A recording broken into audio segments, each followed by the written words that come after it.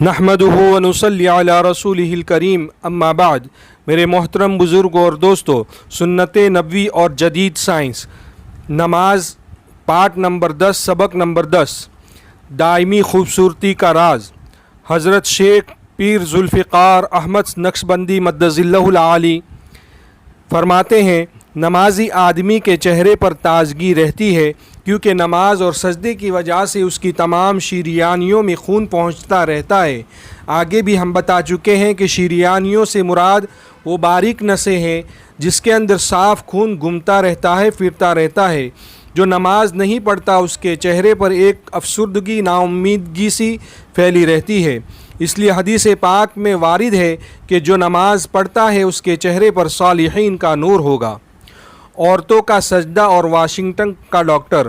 حضرت ہی ایک دوسری جگہ ارشاد فرماتے ہیں، میری ملاقات امریکن ڈاکٹر سے ہوئی، کہنے لگا کہ یقین جانیں عورتوں کو اگر پتہ چل جائے کہ نماز میں لمبے سجدے کی وجہ سے چہرہ خوبصورت ہوتا ہے اور نور آتا ہے تو وہ سجدے سے سر ہی نہ اٹھائیں۔ روشنی یعنی لائٹ 1,00,000 یعنی کہ 1 میل فی سیکنڈ کے حساب سے سیکنڈ رفتار سے 1,86,282 رفتار سے سفر کرتی ہے اور زمین کے گرد 1 سیکنڈ میں 8 دفعہ گھوم جاتی ہے۔ جب نمازی سجدے کی حالت میں زمین پر سر رکھتا ہے تو اس کے دماغ کے اندر کی روشنیوں کا تعلق زمین سے مل جاتا ہے اور ذہن کی رفتار روشنی کی رفتار ہو جاتی ہے۔ دوسری صورت یہ واقع ہوتی ہے کہ دماغ کے اندر زائد خیال پیدا کرنے والی بجلی براہ راست زمین سے جذب ہو جاتی ہے اور بندہ لاشعوری طور پر کشش ثقل یعنی فورس آف گریویٹی سے آزاد ہو جاتا ہے۔ اس کا براہ راست تعلق خالق کائنات سے ہو جاتا ہے۔ روحانی قوتیں اس حد تک بحال ہو جاتی ہیں کہ آنکھوں کے سامنے سے پردہ ہٹ کر اس کے سامنے غیب کی دنیا آ جاتی ہے۔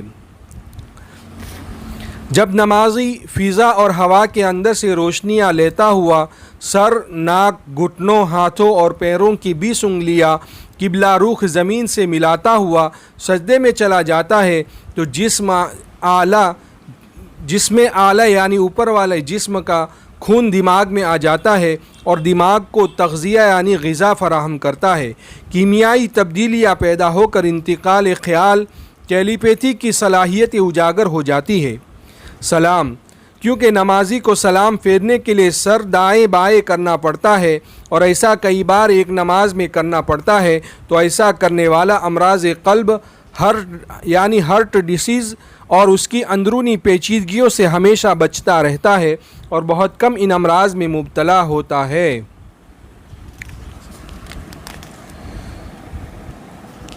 قابل صد احترام ڈاکٹر نور احمد نور صاحب، professor of medicine, medical college Multan, لکھتے ہیں کہ نماز تہجد کا فائدہ۔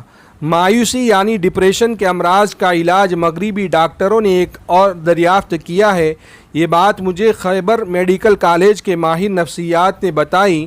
حضرت حکیم صاحب لکھتے ہیں، مغربی ممالک کے ڈاکٹروں نے دیکھا ہے کہ جو مسلمان تہجد کے وقت جاگتے ہیں مایوسی کا مرض انہیں نہیں ہوتا۔ چنانچہ انہوں نے سوچا کہ تہجد کے وقت جاگنا مایوسی کے مرض کا علاج ہے۔ علم نفسیات کے ماہرین نے مایوسی کے مریضوں پر یہ تجربہ کیا۔ انہوں نے مایوسی کے مریضوں کو تہجد کے وقت جگانا شروع کیا۔ یہ مریض جاگ کر کچھ پڑھ لیتے تھے اور پھر سو جاتے تھے۔ یہ معمول جب کئی مہینے تک مسلسل جاری رکھا گیا تو مایوسی کے مریضوں کو بہت فائدہ ہوا اور دواؤں کے بغیر ٹھیک ہو گئے۔ چنانچہ اس مغربی ڈاکٹر نے یہ نتیجہ اخذ کیا کہ آدھی رات کے بعد جاگنا مایوسی کے مریضوں کا علاج ہے۔ 5 وقت نماز پڑھنے کی وجہ۔ تقریباً ہر مذہب کے پیروکار مانتے ہیں کہ انسان جسم اور روح کا مرکب ہے۔ جسم کی غذا زمین سے نکلنے والی خوراک ہے اور روح کی غذا نماز ہے۔ دین اسلام میں جسم اور روح کی غذا کا ساتھ ساتھ انتظام کیا گیا ہے۔ صبح کے وقت ناشتہ کر کے جسم کو غذا دیتے ہیں اور فجر کی نماز پڑھ کر روح کو قوت بخشتے ہیں۔ दोपहर का खाना खाकर जिस्म को क़ुव्वत मिलती है और ज़ोहर की नमाज पढ़कर रूह को ग़िज़ा का सामान बन जाता है। असर की नमाज ढलते दिन के बाद मज़ीद रूह के लिए तक़वियत का बाइस बनती है। चूँकि शाम के वक्त कई लोग खाना ज़्यादा खा लेते हैं, इसलिए इशा की नमाज की रकअतें ज़्यादा होती है। अमराज़ क़ल्ब यानी दिल की बीमारियों से बचाव। दिल के माहिर डॉक्टर साहिबान ने कई सालों की मेहनत के बाद एक वर्जिश दरियाफ़्त की है जिससे दिल के अमराज कम हो जाते हैं, और ये वर्जिश नमाज से मिलती जुलती है। जब हम क़याम करते हैं तो जिस्म के निचले हिस्से को खून ज़्यादा मिलता है, और जब हम रुकू में जाते हैं तो दरमियानी हिस्से को फ़ायदा होता है, और जब हम सजदे में जाते हैं तो जिस्म के ऊपर वाले हिस्से को ज़्यादा खून मिलता है। लिहाजा नमाज के दौरान जिस्म के हर हिस्से को मौजू मिक़दार में खून मैसर हो जाता है, यानी बराबर बराबर खून मिल जाता है, जिसकी वजह से कई बीमारियां मसलन दिल के अमराज कम हो जाते हैं। मुशाहिदे की बात है कि आबिद लोग अक्सर नहीफ़ यानी कमज़ोर होते हैं, लेकिन उसके बावजूद उनके दिल कवी यानी ताकतवर होते हैं और वो दिल के अमराज में कम मुब्तला होते हैं।